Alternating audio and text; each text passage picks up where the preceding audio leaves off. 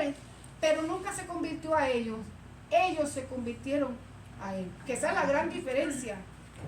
Nunca se convirtió él a hacer las cosas que los pecadores hacían. Al contrario, siempre fue si nosotros fuimos enviados al mundo, hermano, a predicarle al mundo. O sea, no puedo predicarle al mundo yo metida en una burbuja de aire. Yo tengo que salir a donde está la necesidad. Pero decía la Escritura, conviértase en ellos a ti, no tú te conviertas a ellos. ¿Cuál es el problema? Que cuando no tenemos una solidez en Cristo, cuando no estamos bien firmes en lo que nosotros estamos creyendo y confesando, nos es muy fácil deslizarnos.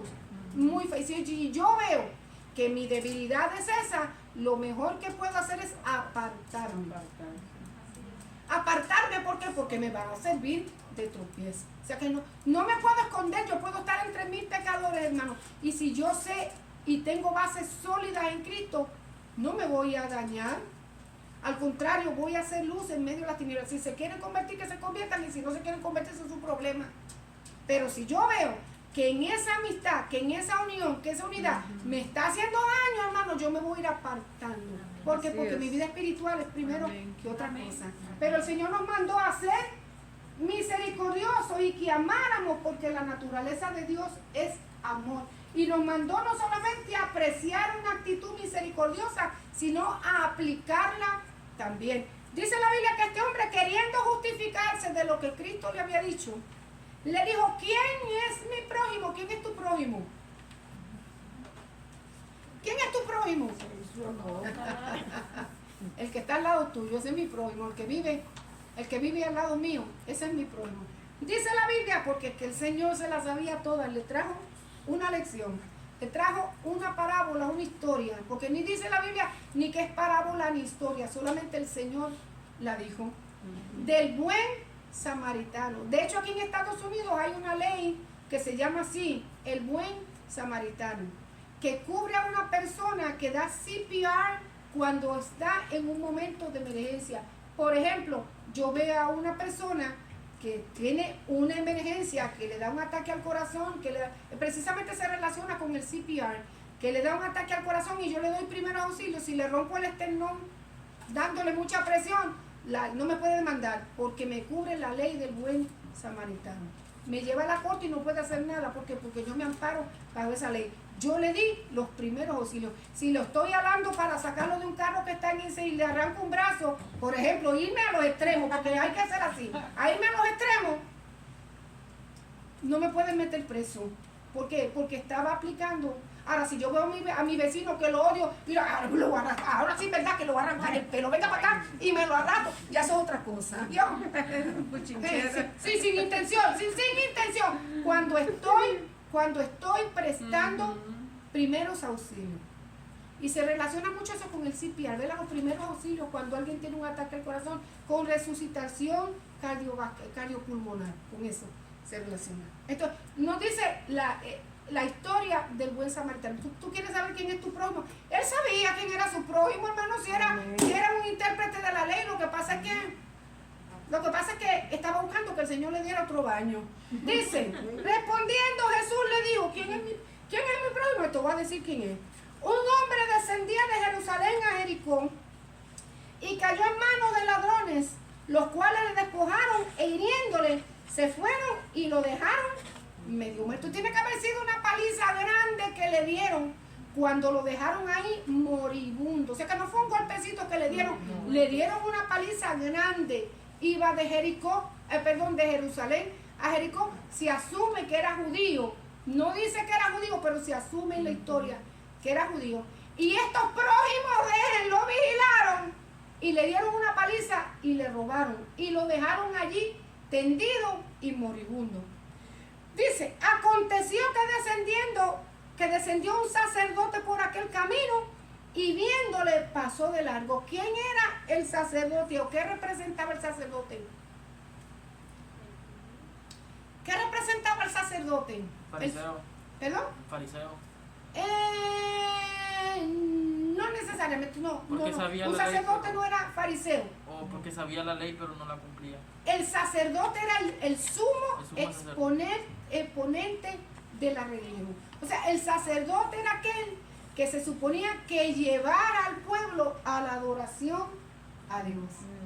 El representante, por así decirlo, no lo vayamos a malinterpretar, pero era el representante de Dios en medio del pueblo. El que oraba por el pueblo, el que le enseñaba la ley al pueblo, el que ofrecía los sacrificios por el pueblo, el que intercedía, el que oraba. Ese era el sacerdote, el máximo exponente de la religión dentro del pueblo. Sin embargo, ¿qué fue lo que hizo? Vio al moribundo allí y pasó de largo. No lo dice, viéndolo. Y fíjense, no fue que no lo vio. Ay, perdón, yo no lo vi. Como a veces nos hacemos los chivos locos, ¿verdad? Ay, es que no lo vi. ¡Oh! No me vio y estaba allí. O damos la vuelta. O la otra vez que le dije a la hermana que se escondió y no quería que yo la saludara. Y le abrí el raque. ¡Dios te bendiga! ¡Aquí estoy! No le quedó otro remedio que decirme Dios te bendiga. Ahí es usted como los niños. Sí, pues, porque que tiene que ser así. Otro día me encontré otra y le dije, las oí hablando de Jehová y Dios te bendiga. Que Dios te bendiga, que bueno, tú eres cristiana, ¿no? Somos de tal religión. Oh, perdón, yo creía que era cristiana. ¿Qué le iba a decir? Viéndolo tendido, pasó de largo. Se suponía que mostrara que compasión y misericordia, porque él era el representante de Dios en esta tierra. Estamos hablando de la religión judaica, hermanos, estamos hablando del pueblo judío. Sin embargo, no fue movido a misericordia, se fue, lo dejó tendido y vámonos. No hay que hacerle mucho caso. Y dice, asimismo, un levita, llegando cerca de aquel lugar, viéndole, pasó de largo. ¿Quiénes eran los levitas? ¿Perdón? Los que ministraban no solamente la alabanza, los levitas ministraban también sacrificios, eran los ayudantes de Dios en el templo, perdón, de los sumos sacerdotes en el templo. Por eso que está la jerarquía en el tabernáculo, en el templo. El sumo sacerdote, que era el que oficiaba en el lugar santísimo una vez al año, era el único que podía entrar a ese lugar. Sí, señor. Al lugar santísimo, menos cuando tenían que mover el mobiliario del templo, que entonces los levitas entraban. El sacerdote, que no era sumo sacerdote, sino que también pertenecía a la orden sacerdotal, que ayudaba cuando había muchos sacrificios que hacer. Y los levitas encargados del trabajo en el templo. Y cuando había muchos sacrificios, así como los que ofreció Salomón, los levitas ayudaban. No solamente cantaban, ellos ayudaban a la administración del templo. Limpiaban las cenizas, ponían los panes nuevos, encendían las luces, traían agua, traían leña, hacían todo lo necesario. Cuando era necesario también mataban animales porque había muchos y no eran, ¿cómo no se daban abasto? Bueno, aquel representante, trabajador de dentro del templo o del tabernáculo, viendo al hombre, pasó de largo. ¿Usted qué pasó con los líderes religiosos? ¿Y qué pasó con los líderes religiosos? Pasaron de largo y ignoraron la necesidad. Entonces, que tenían una religión, pero no tenían a Cristo en el corazón. No tenían una relación personal con Dios. ¿Se puede entonces tener una religión sin tener misericordia? Sí se puede. Sí se puede. Sí se puede. Aquí lo tenemos probando. Dos líderes religiosos y vieron al hombre moribundo que estaba en una situación caótica, que no se podía él que levantar ni socorrerse a sí mismo. Allí lo dejaron moribundo. Uy, como dice el refrán, ¿verdad? Este muerto no lo cargo yo, que lo carga el que lo mató. Y se fueron y dejaron al hombre ahí tirado. Ninguno de ellos hizo caso omiso del hombre. Sin embargo, fíjese, pero un samaritano, ¿quiénes eran los samaritanos? Los samaritanos eran el pueblo odiado por los judíos. Fíjense, eran como, vamos a decir, primos hermanos, pero eran odiados por los judíos. ¿Por qué? Porque yo una vez le conté, ¿verdad? Que era que allá en el Antiguo Testamento, cuando se llevaron el pueblo de Israel a Siria, se quedó vacío y el rey de Asiria trajo gente para poblar a Israel. Los que quedaron israelitas se juntaron con otras naciones y comenzó a surgir el pueblo samaritano. Samaritano porque los llevaron a Samaria. Entonces, ¿cuál era el complaint de los judíos? Tú no eres judío puro, no puedo estar contigo.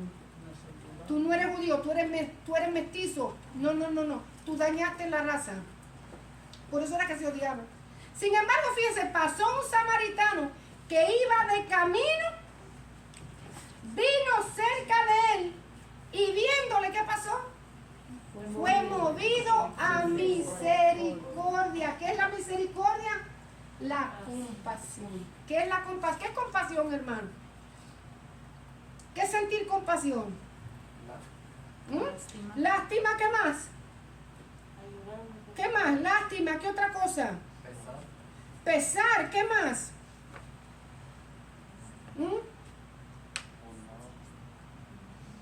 ¿Qué más? Bondad, misericordia, lástima, amor, tristeza, dolor de ver una situación y esa compasión, esa lástima, ese amor, esa misericordia nos mueve a nosotros a hacer algo para resolverlo. No es solamente sentir, es también que actuar. La misericordia, la compasión nos hace sentir y actuar. ¿Qué fue lo que Dios sintió por los hombres?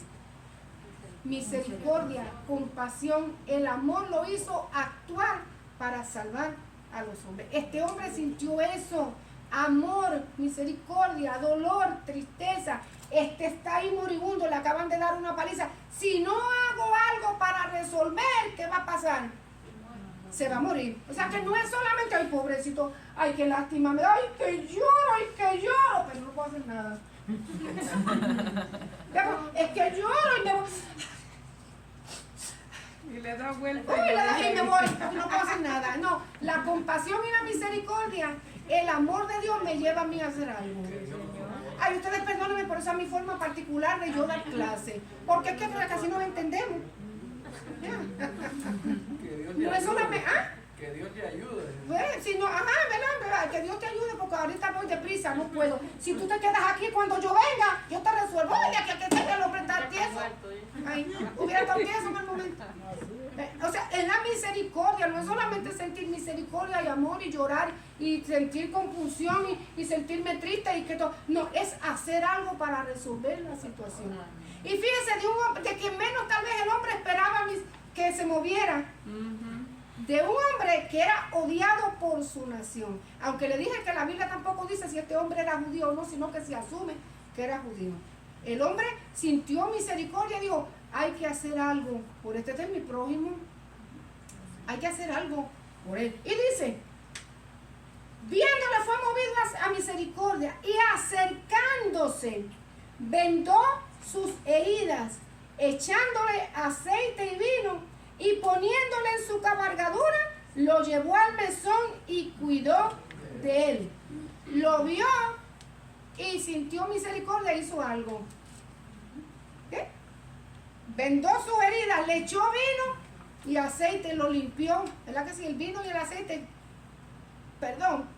curativos. El vino para desinfectar y el aceite para ¿qué? Para suavizar las heridas. En aquel entonces se utilizaba eso como primeros auxilios, ¿verdad que sí? Hoy tenemos Bengay, hoy tenemos Vitalicina y hoy tenemos, ¿verdad? Y qué maravilla de medicina y todas esas cosas. En aquel entonces el vino y el aceite era lo que se usaba. No le dio asco, no le dio, no, y si lo toco y me contagio. Digo, hay que hacer algo. No es que no vamos a tomar medidas preventivas para cuidarnos, hermano. Pero si nosotros, en nuestras manos está hacer algo, vamos a hacerlo. Vamos a hacerlo hoy por ti, mañana por mí. Dice que fue y lo vendó, le curó con aceite y vino, vendó sus heridas, no lo dejó ahí. Bueno, ahora tienes ahí un parchito, nos vemos mañana. Cuando yo venga, si estás ahí, te llevo. No, dice que lo puso en su cabalgadura y lo llevó al mesón. ¿Y qué más hizo? Lo cuidó. Cuidó de él. ¿Qué nosotros tenemos que hacer con nuestros prójimos que lo vemos, hermano? Herido, lastimado, dañado por las manos del diablo y de Satanás. Vamos a curarlo, vamos a vendarlo, vamos a echarle aceite del Espíritu Santo, vino, el gozo del Señor. Vamos a hacer algo por ayudar a la gente que está en necesidad, hermano. Porque no solamente la gente está en necesidad de dinero, la gente tiene necesidad de gozo, de alegría, de contentamiento. Se sienten tristes, se sienten amargados, se sienten solos. Tal vez están enfermos y necesitan una oración. Tal vez están pasando por un momento de crisis y necesitan una palabra. Entonces hay que buscar la dirección del Espíritu Santo para que Dios nos ayude y nos dé la palabra necesaria. Yo no puedo entender una religión que no obra en amor, hermano. Yo no me acabo de entender eso.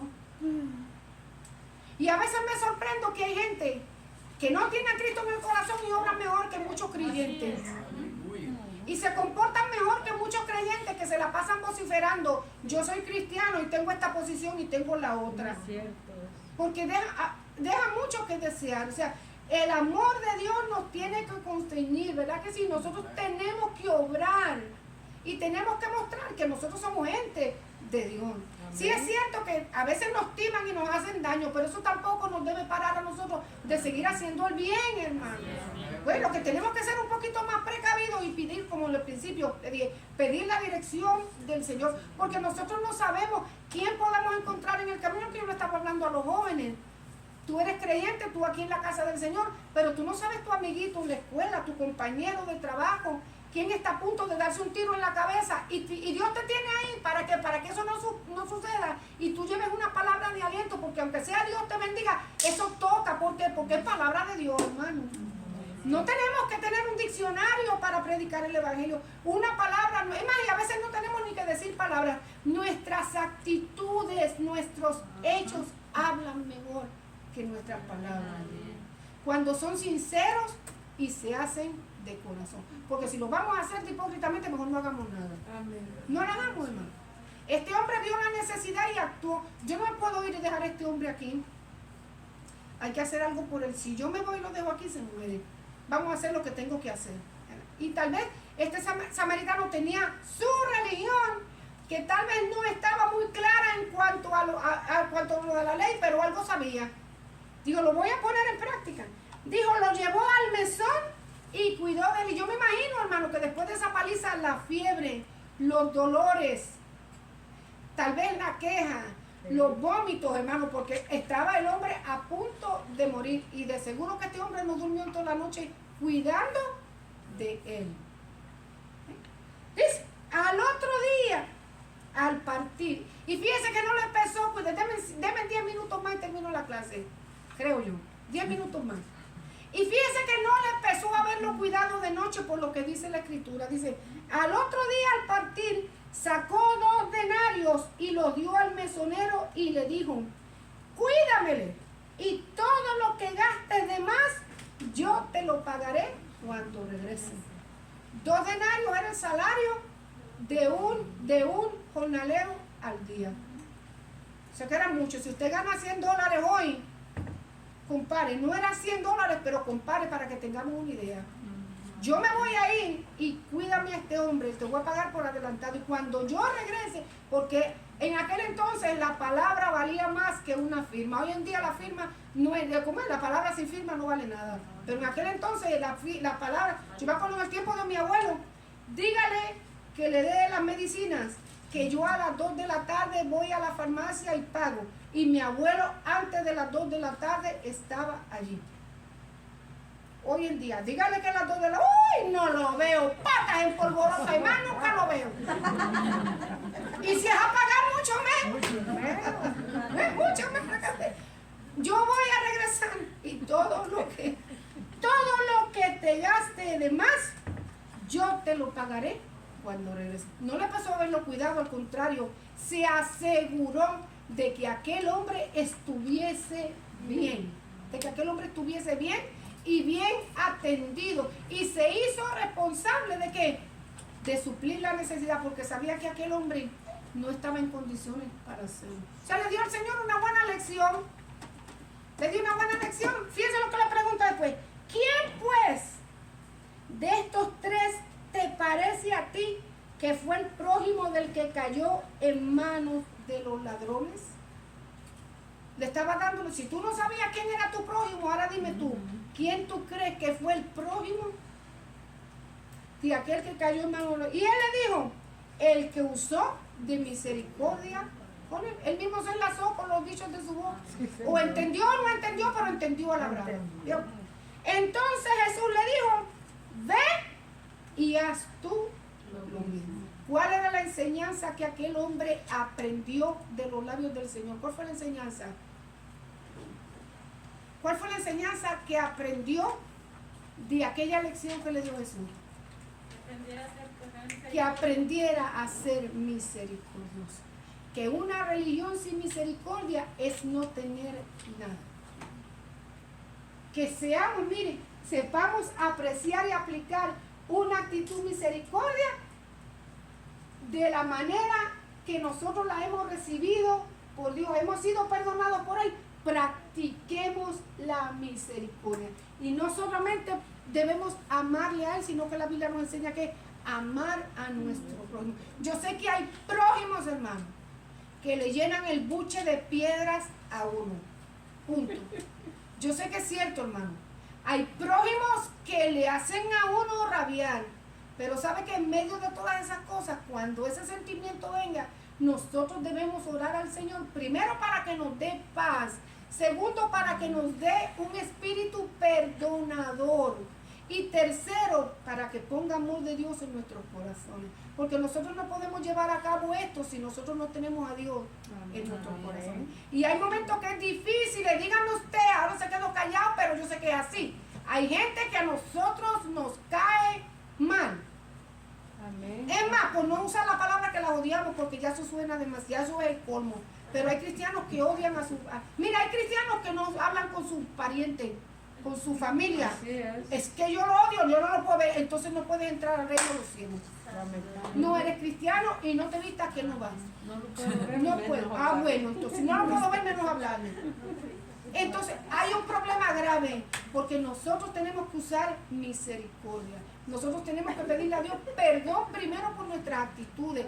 Perdóname, Señor, yo soy humana, no estoy usando eso como excusa porque usted me conoce, pero ayúdeme, saque de mi corazón toda raíz de amargura que haya y ponga amor en mi corazón para yo poder estar. Yo no voy a esperar que del cielo caiga un corazón nuevo, pum, y me lo ponga, porque Dios me va a dar, sí, porque a veces hasta el colmo somos así. Aquí denme un corazón nuevo, papá. Aquí estoy. Aquí, ¡pum! Y cayó del cielo. No, ¿sabe lo que Dios hace? Dios nos arregla las circunstancias para que nosotros aprendamos a amar. Dios nos arregla las circunstancias para que nosotros aprendamos a ser misericordiosos.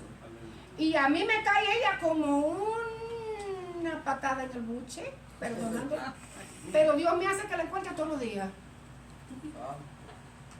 Todos los días.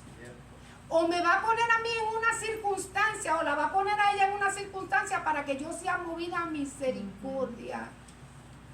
O yo tenga, y aquí es lo que me gusta, o yo tenga que recibir misericordia de ella y amarla de una manera u otra. Porque a veces nosotros, ay, yo te hice el favor. Y que cuando nosotros tenemos que recibir favores, hermano, ya sería el colmo que nosotros mordamos la mano de aquel que nos hace un favor. Porque Dios también me pone a mí en una circunstancia bien difícil, pero bien difícil, para que la hermana venga, perdóname, mamita linda, que la agarre ustedes. Yo siempre digo, nadie los manda que se sienten al frente. Y aunque se vayan atrás, yo voy atrás también con ustedes. No importa. Me pone en una circunstancia difícil y después le dice a ella, mi sierva contigo brega, vete allí, pero es que ella me no importa, vete allá. ¿Se acuerdan ay, se me olvidó, del que fue a visitar a Pablo? Oren por mí. ¿Cómo que se llamaba? El que fue a visitar. Ananías. Vete y busca a Pablo que está a la calle que se llama la de... A Pablo que le porta el calaca, tú no sabes lo que le hace ese hombre a los cristianos. Y estamos hablando de un hombre lleno del Espíritu Santo, un siervo de Dios. Tú no sabes lo que le hace ese hombre a los cristianos, los arrastra, los lleva aquí, los mata. Acuérdate de lo que le hizo Esteban. Yo todavía quiero vivir, papá. Eso soy yo, ¿verdad? Que eso no es la escritura. Pero yo me imagino, porque le dijo, vete allá y yo te voy a mostrar y le voy a mostrar a él cuán útil me va a hacer a mí en la obra. Y como era siervo, ¿qué hizo? Voy. Quiere decir que voy a vivir entonces, Padre, porque si me mandas a que ore por él y que le devuelva la vista es porque hay algo. Y lo movió. Y Dios hizo un milagro. Y se convenció que Ananías se convenció que primero Dios le dio vida Segundo, aquel hombre Dios tenía propósitos con esto. Dios la mueve a ella para que venga a mí. Y a mí se me quite lo guapa y lo bandida y lo sinvergüenza. Entre por donde Dios tiene que entrar. Amén. Y le habla la voz de la experiencia. Por eso es que yo lo digo, hermano. Porque yo pasé por eso. Yo pasé por eso. Y yo lo he contado. Yo a aquel hermano donde le veía la cabeza, le quería ver los pies porque había maltratado al pastor y nos había maltratado a nosotros, injuriándonos, hermano. Dios lo sabe. ¿Y qué pasó con el hermano? Le dio un heart attack, pero yo, los hermanos que fueron a visitar con nosotros saben. Aquel hermano estaba atendido y va a cortarle al pastor, vamos a visitarlo, vete tú. ¿Ves que tenemos que? Vaya usted. Yo no voy a ir. No voy a ir. No, estaba enojadísima con él. Y me dijo, pues tanto que tuvo el pastor, voy a ir contigo, pero no me obligues a ayudar. ¿Tú fuiste con nosotros a ver? No, tú no sabías eso. Sí lo sabía, pero después te lo conté. No me obligues a que yo lo vaya a saludar, ni lo vaya a ver, no me obligues porque no. Aquí lo tenía atravesado. Porque nos había injuriado injustamente, hermano. Así es que los seres humanos son así. Me estoy confesando delante de usted. Pero a saber lo que usted también tiene guardado aquí, no lo escupe. No, eso soy yo. Y cuando yo llegué al hospital, el pastor me hizo la trampa y me hizo entrar a donde estaba el hermano. Yo iba con mi machete desenvainado, hermano, pero cuando yo vi a aquel hombre en aquella cama, aquel hombre que había sido altanero, que nos había insultado, me dio un vuelco en el corazón, que me provocó amarlo, me provocó apretarlo, me provocó, hermano, amarlo, besarlo, apretarlo y salir de ahí como una Magdalena. Yo recibí la sanidad. Gloria a Dios. Yo recibí la sanidad. Yo la recibí. Dios sabía que yo necesitaba aquello en mi corazón. Entonces Dios lo puso en una circunstancia para moverme a mí a misericordia. Porque lo vi tan indefenso, lo vi tan triste, lo vi tan necesitado de amor, hermano, que de ahí se acabó aquello. Y Dios lo restauró a él, después lo levantó. Él también recibió su agüita, hermano, porque eso es así. Él también recibió su agüita. Dios lo corrigió, pero me sanó a mí. Entonces Dios nos pone en circunstancias para que nosotros aprendamos a ser misericordiosos. ¿Quién es tu prójimo? Le dijo el Señor. ¿Cuál tú crees? Él le dijo, el que usó de misericordia con él. Entonces Jesús le dijo, ve y haz tú lo mismo. Aprendamos a ser misericordiosos, hermano, porque hemos recibido misericordia. Ya me pasé de los 10 minutos, pues yo soy así. 5 me pasé, no sé qué. 5 nada más. Si a veces nos vemos y vemos hasta el noticiero de las 12 de la noche. La semana que viene, para aquellos que no tienen expositor. Nos vamos, Cristo, modelo de la mansedumbre. Nos vamos a leer Mateo capítulo 11. Tenemos unos cuantos versos. Mateo capítulo 11, 28 y 29 y 30. Filipenses 2, 3 al 11. Solamente dos partes. Mateo 11 del 28 al 30 y Filipenses capítulo 2 del verso 3 al 11. Ahí va a ser la lectura de la lección la semana que viene. Así que Dios les bendiga, Dios les guarde. Seamos misericordiosos los unos con los otros. Vamos a recibir.